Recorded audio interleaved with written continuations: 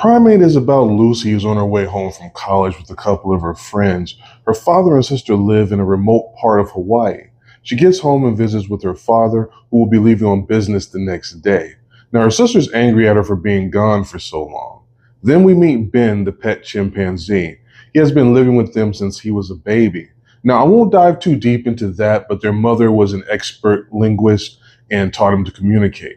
Later that night, Ben starts acting strange. He gets aggressive. They realize something is wrong with him, but it's too late. Ben is sick and intent on killing them. Can they escape?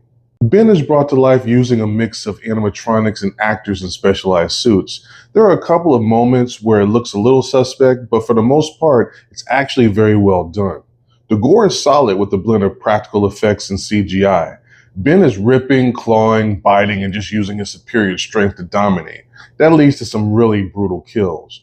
They're not necessarily creative or, flashy, but they absolutely fit the vibe of the movie. Now, Ben actually has some personality. Watching him go from friendly to cuddly to completely unhinged killer was handled very well. Not a whole lot of story here. There really isn't a whole lot to get invested in when it comes to the characters. And honestly, the situation could have been resolved pretty quickly if anyone used just a little bit of common sense. There are also several inconsistencies and things that just don't add up. For example, the house construction. Why is the pool literally at the edge of the cliff with no fence or guard railing at all? One of the characters gets her hand broken and then is using it freely in the very next scene. There's a lot of little things that really show a lack of polish.